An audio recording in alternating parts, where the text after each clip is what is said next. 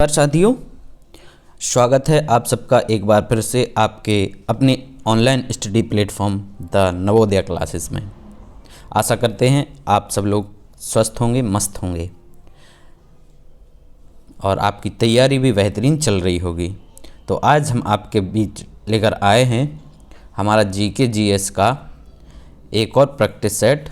इसमें अपन ने ज़बरदस्त प्रश्नों को लिया है, तो आशा करते हैं कि आपको ये जो क्वेश्चंस हैं वो आपको आपके एग्ज़ाम में देखने को मिलेंगे। इसलिए आपसे गुजारिश है कि आप लोग वीडियो को पूरा देखें, एक एक क्वेश्चंस को हल करें। ठीक है, एक एक क्वेश्चंस को हल करें। और यदि आपको हमारे द्वारा लाए गए क्वेश्चंस प्रैक्टिस सेट्स अच्छे लगते हैं तो आप लोग वीडियो को लाइक भी कर दिया करें। और यदि चैनल पर नए हैं तो चैनल को सब्सक्राइब कर लिया करें और बेल आइकन को भी दबा दिया करें। ठीक है, तो चलिए शुरू करते हैं और लेते हैं हम अपना आज का पहला प्रश्न। पहला प्रश्न है, प्रसिद्ध धार्मिक मासिक कल्याण का प्रकाशन कहाँ से होता है? ए कह रहे हैं कि लखनऊ, बी इलाहाबाद, सी गोरखपुर और डी वाराणसी। तो ठीक, तो दोस्तों इसका राइट आंसर है अपना सी गोरखपुर। प्रसिद्ध धार्मिक मासिक है जो कल्याण, उसका प्रकाशन कहाँ से होता है? तो दोस्तों ये होता है गोरखपुर से। चलिए लेते हैं दूसरा प्रश्न। ये कह रहा है उत्तर प्रदेश राज्य में नगरीय स्वायत्त शासन, ठीक है, नगरीय स्वायत्त शासन की शुरुआत कब हुई थी? ठीक, नगरीय स्वायत्त शासन मतलब ये नगर निगम और नगर पालिका वाली बात हो रही है। ऑप्शन ए कह रहे हैं कि 1914, बी 1916, सी 1918 और डी 1993। तो दोस्तों इसका राइट आंसर है बी 1916 ईस्वी से। ठीक है, 1916 ईस्वी से नगरीय स्वायत्त शासन की शुरुआत हुई थी। चलिए अगला, उत्तर प्रदेश के किस जिले में संतरा उगाया जाता है? संतरा, ए कह रहा है कि ललितपुर, बी सहारनपुर, सी आगरा और डी मथुरा। तो दोस्तों जो सबसे अधिक उत्तर प्रदेश में संतरा उगाया जाता है वो राइट आंसर है हमारा बी, कौन सा? सहारनपुर। ठीक है, सहारनपुर में उत्तर प्रदेश में सबसे अधिक संतरे का उत्पादन किया जाता है। चलिए नेक्स्ट है कि निम्नलिखित में कौन उत्तर प्रदेश राज्य का सर्वाधिक चर्चित औद्योगिक नगर है? ठीक है, इंडस्ट्रियल जो क्षेत्र है वो कह रहे हैं इनमें से कौन सा है? ए कह रहा है वाराणसी, बी कानपुर, सी आगरा और डी अलीगढ़। तो दोस्तों इसका राइट आंसर है हमारा option number B, Kanpur. Kanpur Uttar Pradesh का सर्वाधिक चर्चित औद्योगिक नगर है। ठीक है, चलिए पांचवा प्रश्न। उत्तर प्रदेश का वह स्थान जहां मौर्य शासक अशोक द्वारा निर्मित सिंह स्तंभ की आकृति को भारत सरकार ने अपना राज्य चिन्ह घोषित किया है। ठीक, कह रहा है कि वो स्थान कौन सा है? ये कह रहा है इलाहाबाद, बी मेरठ, सी कानपुर और डी सारनाथ। ठीक है, तो दोस्तों राइट आंसर है हमारा डी सिरनाथ। सारनाथ कहाँ है? सारनाथ है दोस्तों वाराणसी के निकट है ये सारनाथ। ठीक, और जो सिंह स्तंभ है उसे 26 जनवरी 1950 को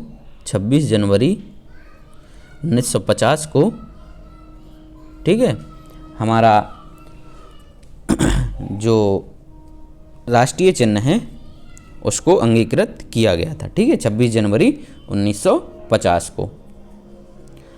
और इसमें आकृति में कितने? 4 सिंह हैं, 4 शेर हैं जिनमें से हमें दिखाई, जो कि एक दूसरे की तरफ पीठ किए हुए हैं और हमें केवल सामने से देखने पर 3 ही दिखाई पड़ते हैं। ठीक है, और इन आकृतियों के बीच में एक अशोक का 24 तीलियों वाला एक धर्मचक्र भी है। ठीक है, एक धर्मचक्र भी उस पर उत्कीर्ण है। चलिए नेक्स्ट क्वेश्चन है, छठा प्रश्न है हमारा कि 1930 में सविनय अवज्ञा आंदोलन किस मुद्दे पर शुरू किया गया था? ए कह रहा है भारतीयों के लिए रोजगार के समान अवसर, बी भगत सिंह को फांसी देने का प्रस्ताव, सी ब्रिटिश सरकार द्वारा अपनाया गया नमक एकाधिकार और डी पूर्ण स्वतंत्रता। तो दोस्तों जो इसका राइट आंसर है वो है हमारा सी, ब्रिटिश सरकार द्वारा अपनाया गया नमक एकाधिकार, ठीक है, जो सविनय अवज्ञा आंदोलन, उसके लिए गांधी जी ने 12 मार्च 1930 को दांडी नामक यात्रा शुरू की थी, ठीक है, दांडी यात्रा शुरू की थी, जो कहाँ से, अहमदाबाद से आरंभ हुई थी, ठीक है। और फिर वो 6 अप्रैल 1930 को, ठीक है, ये दांडी पहुँचे थे और वहाँ पर इन्होंने, गांधी जी ने जो नमक कानून है उसको तोड़ा था, ठीक, नमक कानून को तोड़ा था। चलिए नेक्स्ट 7वां प्रश्न है, प्रसिद्ध गायत्री मंत्र कहाँ से लिया गया है? प्रसिद्ध गायत्री मंत्र कहाँ से लिया गया है? ए कह रहा है यजुर्वेद, बी अथर्ववेद, सी ऋग्वेद और डी सामवेद। तो हमारा जो प्रसिद्ध गायत्री मंत्र है दोस्तों, ओम भूर्भुवस्सुः तत्सवितुर्वरेण्यम, वो लिया गया है सी ऋग्वेद से, ठीक है, ऋग्वेद से। चलिए नेक्स्ट 8वां है कि गुप्त राजा जिसने विक्रमादित्य की पदवी ग्रहण की थी, ठीक है, किस गुप्त राजा को विक्रमादित्य की पदवी दी गई थी? ए कह रहे हैं कि स्कंदगुप्त, बी समुद्रगुप्त, सी चंद्रगुप्त द्वितीय और डी कुमारगुप्त, ठीक है। तो दोस्तों जो विक्रमादित्य की पदवी दी गई थी दोस्तों, वो थे राइट आंसर सी चंद्रगुप्त द्वितीय, ठीक है, चंद्रगुप्त द्वितीय को विक्रमादित्य भी कहा जाता था। चलिए नेक्स्ट है, ये कह रहा है नियमित मुद्रा जारी करने वाला और दिल्ली को अपने साम्राज्य की राजधानी घोषित करने वाला दिल्ली का प्रथम सुल्तान कौन था?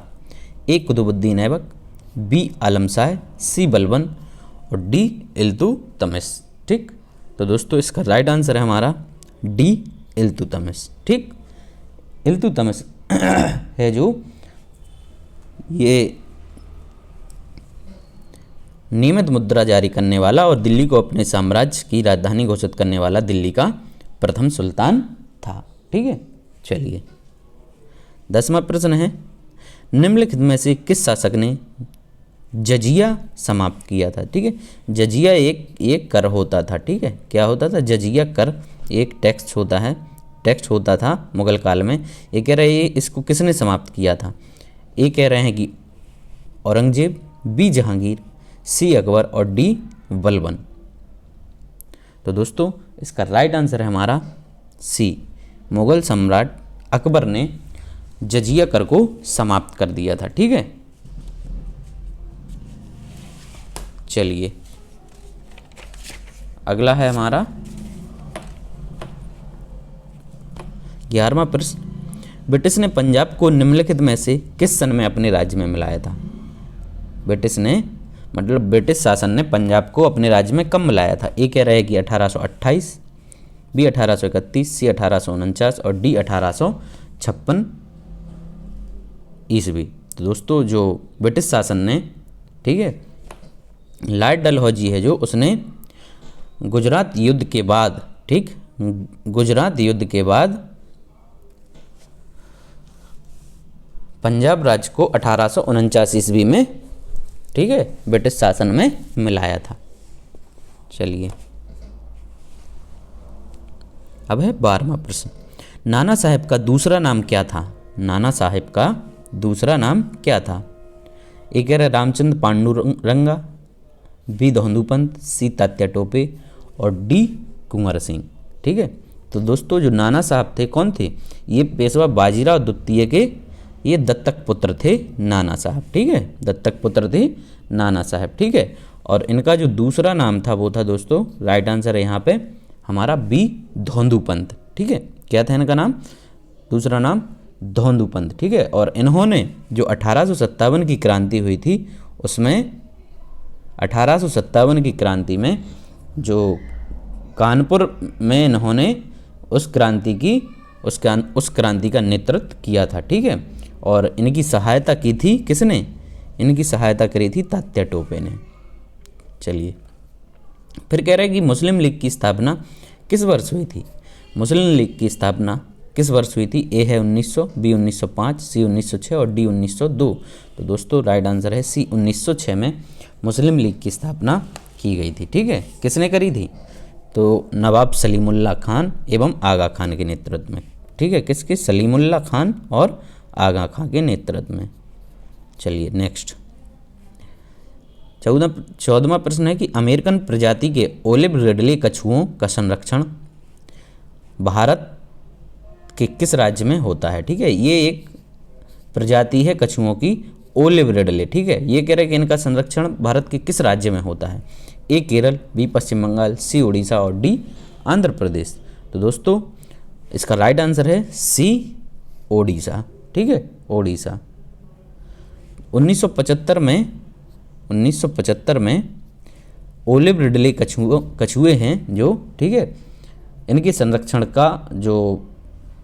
संरक्षण के लिए एक परियोजना की शुरुआत की गई थी। ठीक है, और ये कहाँ? ये हमारा उड़ीसा में कटक जिला है। कहाँ? कटक।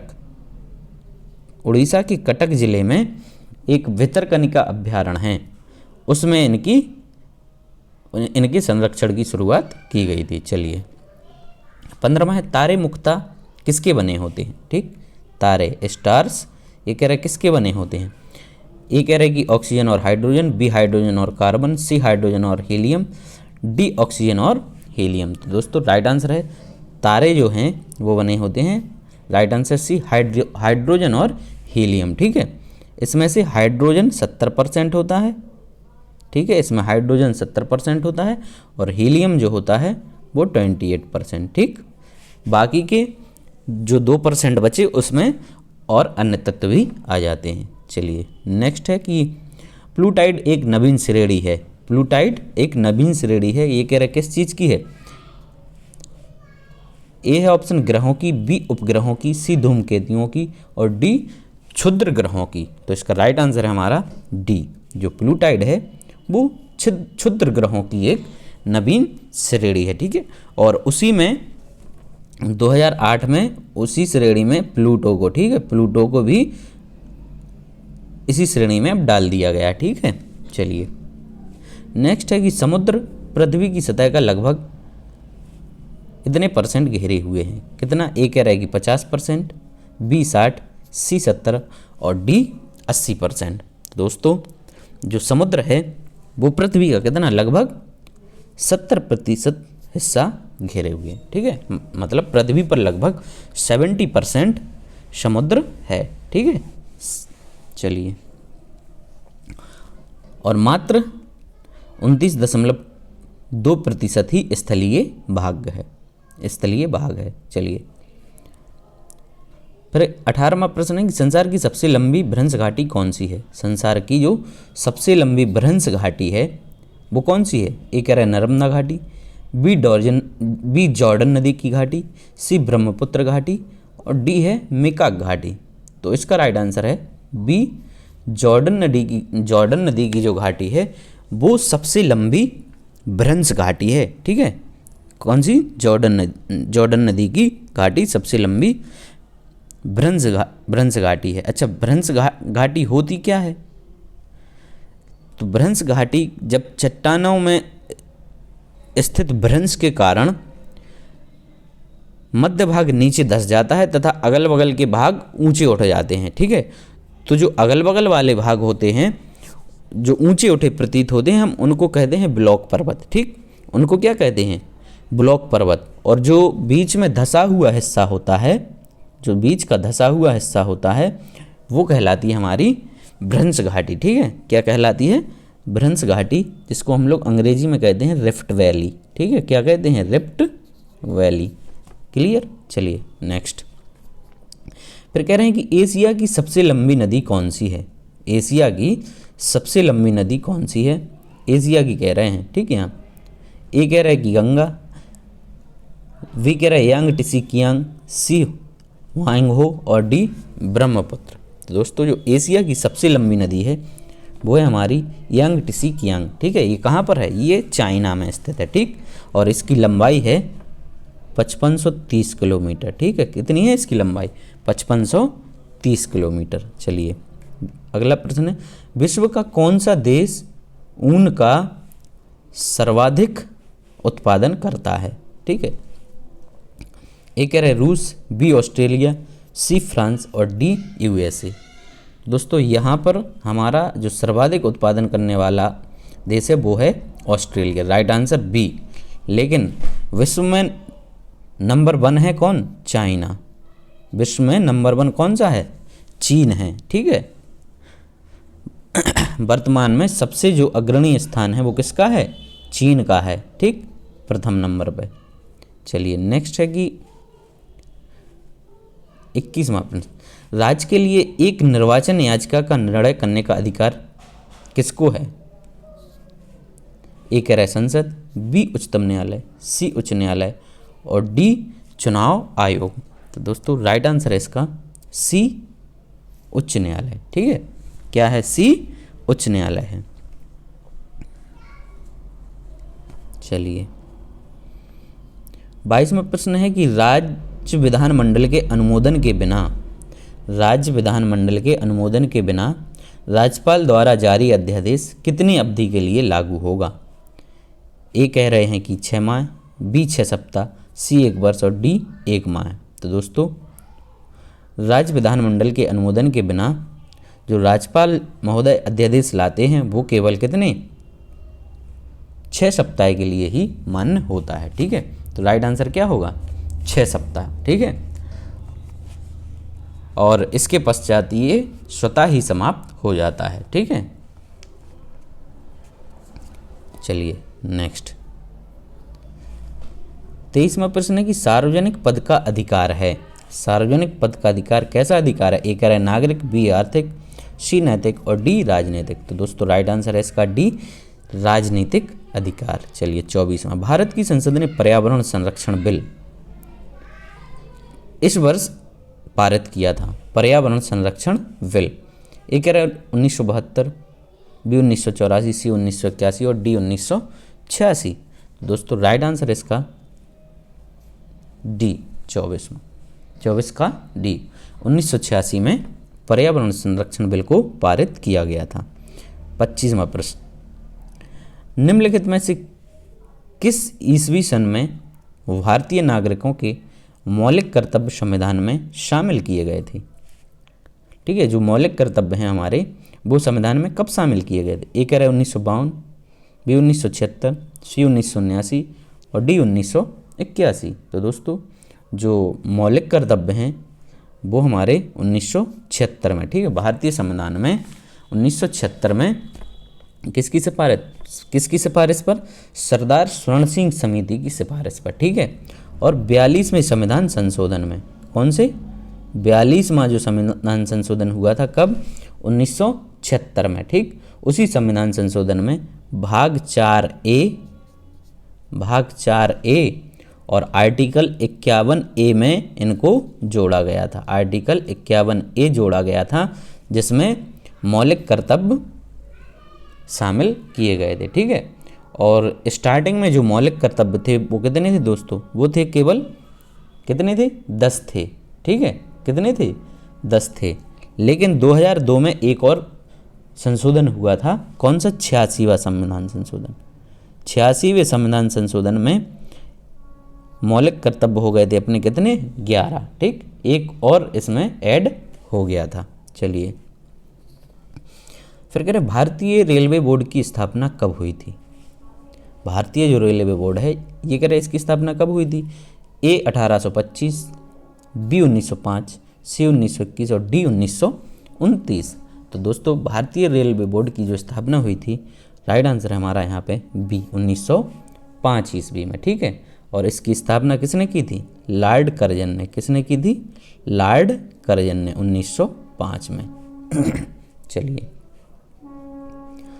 नेक्स्ट, भारत में डाक प्रणाली की शुरुआत कब हुई थी? ठीक, डाक प्रणाली की। ए 1774, बी 1857, सी 1854 और डी 1947। तो दोस्तों राइट आंसर है 1774 ईस्वी में, ठीक है, 1774 ईस्वी में, ठीक। चलिए नेक्स्ट, भारत की जनसंख्या जनगणना 2011 के आंकड़े के अनुसार, जो भारत की जनसंख्या है कह रहे 2011 के अनुसार कितनी थी? तो दोस्तों 2011 के अनुसार अपन कहते 121 करोड़। तो तो राइट आंसर है हमारा बी वाला। चलिए 29वां विमल राय द्वारा निर्देशित हिंदी फिल्म देवदास, ठीक, विमल राय द्वारा निर्देशित हिंदी फिल्म देवदास में मुख्य नायक की भूमिका निभाई है। किसने निभाई? ए कह रहा शाहरुख खान, बी मोतीलाल, सी दिलीप कुमार और डी KL सहगल। ठीक है, तो एक जो देवदास है वो करीब कब बनी थी? सन 2000 के लगभग। ठीक है, उसमें तो थे कौन? शाहरुख खान। लेकिन ये जो किसके द्वारा? विमल राय द्वारा जो बनाई गई थी, उसके जो मुख्य नायक थे वो थे दिलीप कुमार। ठीक है, कौन थे? दिलीप कुमार थे। चलिए नेक्स्ट 30वां प्रश्न है कि 23 डिग्री सेल्सियस मासिक तापक्रम और लगभग 150 सेंटीमीटर औसत वर्षा वाले क्षेत्र में सर्वोत्तम फसल किसकी होती है? ए कह रहा है कॉफ़ी की, बी जूट की, सी चावल की और डी कपास की। ठीक, तो ये जो फेवरेबल कंडीशंस हैं ये किसके लिए हैं? राइट आंसर है हमारा सी चावल के लिए। ठीक है, किसके लिए? चावल के लिए। चावल की खेती के लिए 21 से 27 डिग्री सेल्सियस तापमान की ज़रूरत पड़ती है। ठीक है, 21 से 27 डिग्री औसत तापमान होना चाहिए तथा 150 से 200 सेंटीमीटर बारिश होनी चाहिए। ठीक है, 150 से 200 सेंटीमीटर बारिश की आवश्यकता होती है।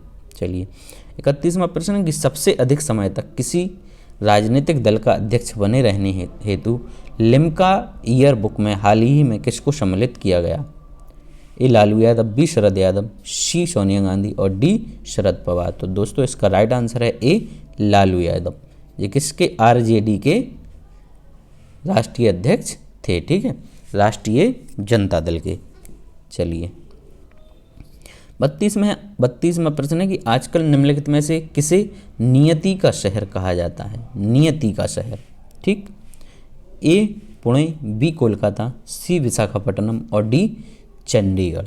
तो दोस्तों इसका राइट आंसर है हमारा डी चंडीगढ़। ठीक है, डी चंडीगढ़।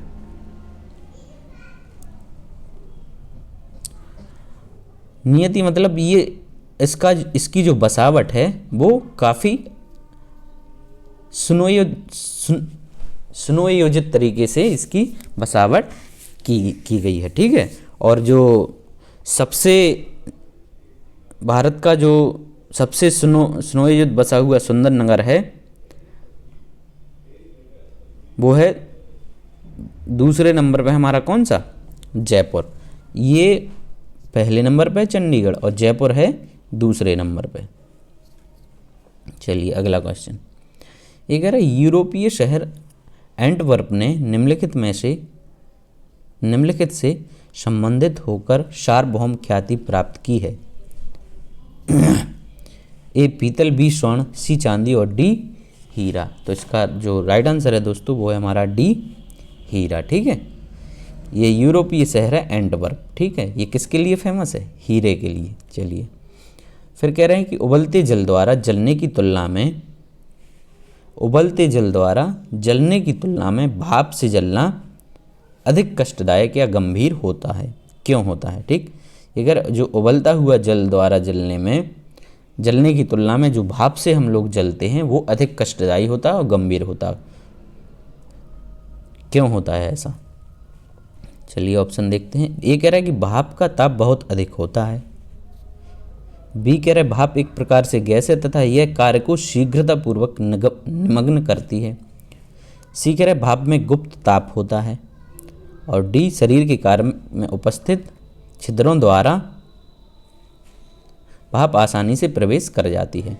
तो दोस्तों इसका राइट आंसर है हमारा सी, जो भाप में गुप्त ऊष्मा होती है। ठीक है, क्या होती है? भाप में गुप्त ऊष्मा होती है। इस कारण हमें भाप के द्वारा जो हम जलते हैं तो वो अधिक कष्टकारी और गंभीर होता है। ठीक, चलिए नेक्स्ट अधिकतम जैविक क्षति किससे होती है? अधिकतम जैविक क्षति ए कह रहा है एक्स किरण है, बी गामा किरण है, सी बीटा किरण है और डी अल्फा किरण है। तो जो अधिकतम जैविक क्षति होती है दोस्तों वो होती है हमारा यहाँ पर राइट आंसर है बी गामा किरणें। ठीक है, किसके द्वारा होता? बी गामा किरणों के द्वारा। ठीक, ये वाली गामा किरणें। ठीक, चलिए नेक्स्ट 36वां प्रश्न, 36वां है कि गैस से भरे गुब्बारे का नाखून की तुलना में सुई से फटना आसान क्यों होता है। ठीक, जो गैस से भरा हुआ गुब्बारा है वो नाखून की तुलना में सुई से आसानी से फट जाता है। ठीक, ऐसा क्यों। ये कह रहा है कि गैस सुई के साथ अधिक प्रतिक्रियाशील होती है। बी, सुई गुब्बारे पर नाखून की तुलना में अधिक दबाव डालती है। सी, नाखून गुब्बारे पर सुई की तुलना में अधिक दबाव डालता है। और डी है, नाखून सुई की तुलना में अधिक लंबा होता है। दोस्तों इसका जो राइट आंसर है वो है हमारा ऑप्शन नंबर बी।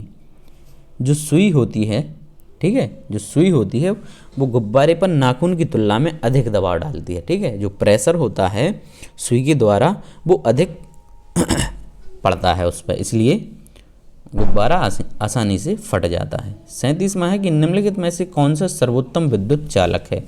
निम्नलिखित में से कौन सा सर्वोत्तम विद्युत चालक है। ए है तांबा, बी लोहा, सी एल्यूमिनियम और डी चांदी। ठीक, तो दोस्तों जो सर्वाधिक चालकता होती है वो है हमारा राइट आंसर डी चांदी में। ठीक है, चांदी में सर्वाधिक, ठीक है, चालकता होती है। It is a good conductor of electricity. ठीक है, इलेक्ट्रिसिटी का जो सबसे अच्छा चालक होता है वो होता है हमारा चांदी। चलिए 38वां प्रश्न है कि इंद्रधनुष में होता है। ठीक है, इसमें से हमें गलत कथन का चयन करना है। गलत कथन, ठीक है, इसमें रॉन्ग क्या है। 4 ऑप्शन दिए हैं, इसमें गलत बताना। ये कह रहा है कि पृथ्वी की ओर इसके सबसे अंदर के रंग के रूप में बैगनी प्रकाश, सही है। ठीक है, सबसे अंदर बैगनी। बी कह रहा है कि पृथ्वी की ओर इसका वक्रता झुकाव, ठीक है, वक्रता झुकाव, ये भी सही है। सी कह रहा है कि आकाश की ओर इसके सबसे बाह्य रंग के रूप में लाल प्रकाश, ठीक है। फिर कह रहे हैं कि पृथ्वी की ओर इसके सबसे अंदर के रंग के रूप में लाल प्रकाश, ठीक है। जो रेड कलर होता है वो सबसे बाहर होता है, ठीक है, सबसे नीचे होता है अपना वॉयलेट। तो यहाँ पे गलत क्या हो गया, डी वाला ऑप्शन। जो विब की ओर में सबसे नीचे होता है हमारा बैगनी, ठीक है, और जो सबसे ऊपर होता है वो होता है रेड, ठीक। और जो वक्रता झुकाव होता है वो पृथ्वी की तरफ होता है। चलिए नेक्स्ट, जंग रस्ट का उदाहरण है। ये कह रहा है जो जंग होती है, रस्ट होती है, वो किस चीज़ का उदाहरण है। ए है यौगिक का, बी मिश्रण, सी मिश्र धातु और डी तत्व का। तो दोस्तों जो रस्ट है, जंग, वो उदाहरण है हमारा काय का, यौगिक का। राइट आंसर क्या है, यौगिक, यानी कंपाउंड का ये उदाहरण है, ठीक है। काय का है, कंपाउंड का एग्जाम्पल है ये, ठीक। चलिए, और जंग ऑक्सीडेशन की क्रिया के कारण लगता है, ठीक है, जो ऑक्सीडेशन की अभिक्रिया होती है उसके कारण जंग लगता है। चलिए 40वां प्रश्न है, कांच निम्नलिखित का मिश्रण है। जो कांच है वो कह रहा है किस चीज किस का मिश्रण है। ए क्वार्ट्ज और अभ्रक, बी बालू और सिल्ट, सी बालू और सिलिकेट और डी इनमें से कोई नहीं। तो दोस्तों 40 में का हमारा राइट आंसर है वो है बालू और सिलिकेट, ठीक है। जो कांच होता है वो बालू और सिलिकेट का मिश्रण होता है। चलिए 41 में निम्नलिखित धातुओं पर विचार करें, ठीक है। ये धातु दे रखी हैं 4। अब ये कह रहा है इनके घनत्वों का सही आरोही क्रम, ठीक है, इनकी जो डेंसिटी है, घनत्व, उनका जो सही आरोही क्रम है वो हमें बताना है, ठीक। ये प्लेटिनम, स्वर्ण और ताम्र और सीसा, ठीक, इनकी जो डेंसिटी होती है, घनत्व होता है, उनका हमें सही आरोही क्रम बताना है। आरोही क्रम मतलब बढ़ता हुआ क्रम, ठीक। तो राइट आंसर है इसका, पहले आएगा ताम्र, ठीक है, फिर आएगा सीसा, फिर आएगा हमारा स्वर्ण और लास्ट में आएगा प्लेटिनम। तो राइट आंसर हो गया हमारा ए, ठीक। चलिए नेक्स्ट 42वां प्रश्न, कैल्शियम कार्बाइड पर जल डालने से बनता है। ये कह रहा है कैल्शियम कार्बाइड पर जल डालने से क्या बनता है। तो कैल्शियम कार्बाइड होता है हमारा दोस्तों क्या, Ca, ठीक है, CaC2। अब इसमें अपन हाइड्रोजन H2O से इसकी जब रिएक्शन कराते हैं तो क्या बनता है दोस्तों, एक कैल्शियम हाइड्रोक्साइड CaOH का होल ट्वाइस, ठीक है, बैलेंस करेंगे इसको, प्लस इसका बनता है अपना C2H2 एसिटिलीन, ठीक है, इसको बोलते हैं अपन क्या, एसिटिलीन। तो राइट आंसर क्या हो गया, C, एसिटिलीन बनती है। जब कैल्शियम कार्बाइड पर जल डालते हैं तो उस पर क्या बनती है, एसिटिलीन हमें प्राप्त होती है। चलिए 43वां प्रश्न है कि धातुएं निम्नलिखित प्रक्रिया द्वारा गर्म होती हैं। किस प्रक्रिया द्वारा, ए कह रहा है कि चालन, बी संवहन, सी विकिरण और डी विकिरण और संवहन। तो दोस्तों इसका राइट आंसर है हमारा ए, चालन, ठीक है। किसके द्वारा गर्म होती हैं, ये चालन, इंग्लिश में अपन इसको बोलते हैं कंडक्शन, ठीक है, किसके द्वारा, कंडक्शन के द्वारा गर्म होती हैं। चलिए नेक्स्ट, निम्नलिखित में से कौन स्तनधारी नहीं है, ठीक, स्तनधारी, डॉल्फिन है, बाघ है, मानव है, मगरमच्छ नहीं है। राइट आंसर क्या हो गया, डी। चलिए नेक्स्ट, डायलिसिस का प्रयोग किया जाता है, जो डायलिसिस होता है वो कह रहे हैं किसके लिए प्रयोग किया जाता है, फेफड़ों का कार्य करने के लिए, बी दिल का कार्य करने के लिए, सी यकृत का कार्य करने के लिए और डी गुर्दे का कार्य करने के लिए। तो दोस्तों जो डायलिसिस होता है, डायलिसिस की क्रिया, ठीक है, ये अपन कृत्रिम तरीके से, सिंथेटिक तरीके से करते हैं, तो वो किसके लिए करते हैं, तो इसका राइट आंसर है हमारा डी, गुर्दे का कार्य करने के लिए, ठीक है, गुर्दे का कार्य करने के लिए, ठीक। इसमें क्या होता है कि डायलिसिस में जो रक्त में इम्प्योरिटीज आ जाती हैं, यानी हानिकारक जो पदार्थ आ जाते हैं, उनको अपन लोग सिंथेटिक तरीके से छानते हैं, ठीक है, क्या करते हैं, छानते हैं। यानी किसी व्यक्ति की जब वो किडनी खराब हो जाती हैं, गुर्दा मतलब क्या हो गया, किडनी, इंग्लिश में इसको कहते हैं किडनी, ठीक, तो फिर उसके लिए अपन लोग ये डायलिसिस की प्रोसेस करते हैं। चलिए 46वां है कि भ्रूण को भोजन किस माध्यम से प्राप्त होता है, ठीक, जो भ्रूण होता है उसको भोजन किस माध्यम से, माता की धमनियों द्वारा, गर्भाशय द्वारा, सी गर्भनाल द्वारा और एमनियोटिक सेक द्वारा। तो गर्भनाल के द्वारा जो गर्भ को भोजन यानी भ्रूण को भोजन प्राप्त होता है। चलिए नेक्स्ट क्वेश्चन है कि निम्नलिखित में से कौन सा किसी ऐसे पौधे का उदाहरण है जो बीज तो लाते हैं, ठीक है, बीज तो लाते हैं पर फल नहीं देते, ठीक, बीज लाते हैं पर फल नहीं देते। ए कपास, बी पीपल, सी यूकेलिप्टस और डी चीड़ का वृक्ष, ठीक है। तो राइट आंसर है इसका हमारा डी, चीड़ का वृक्ष, ठीक है, चीड़ का वृक्ष, ठीक है, ऐसा है जो बीज तो लाता है पर फल नहीं देते, ये अनावृत बीजी है, ठीक है, कैसा है, अनावृत बीजी है। चलिए नेक्स्ट 48वां प्रश्न है कि मनुष्य का जो सामान्य रक्तचाप होता है, मनुष्य का सामान्य रक्तचाप यानी बीपी ब्लड प्रेशर होता है वो कितना होता है। दोस्तों सामान्य रक्तचाप होता है मनुष्य का 120 और 80, यानी ऊपर वाला 120 और नीचे वाला 80, ठीक है।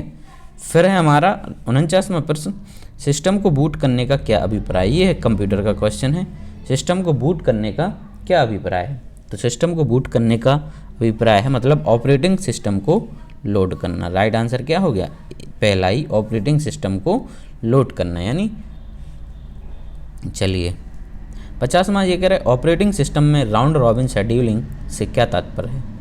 राउंड रॉबिन शेड्यूलिंग से क्या तात्पर्य है। ए कह रहे हैं कि एक प्रकार की scheduling, B process allocation policy, C memory allocation policy और डी रिपीटेशन पॉलिसी। दोस्तों इसका राइट आंसर है हमारा वी, प्रोसेस एलोकेशन पॉलिसी, ठीक। दोस्तों आशा करते हैं कि आपके लिए वीडियो अच्छा लगा होगा, और यदि अच्छा लगा है तो कमेंट करके ज़रूर बताएं और चैनल को सब्सक्राइब करना ना भूलें, ठीक है। और अगर सब्सक्राइब करें तो साथ में बेल आइकन को भी दबा लें, जिससे कि हमारे सारे वीडियोज़ का जो नोटिफिकेशन है वो सबसे पहले आपको मिल जाए। और इसी के साथ आप सभी का बहुत बहुत धन्यवाद हमसे जुड़ने के लिए, और हम इसी तरह की आपके लिए क्वेश्चंस की सीरीज़ लाते रहेंगे, ठीक है। मिलते हैं तब अगले वीडियो में, तब तक के लिए धन्यवाद।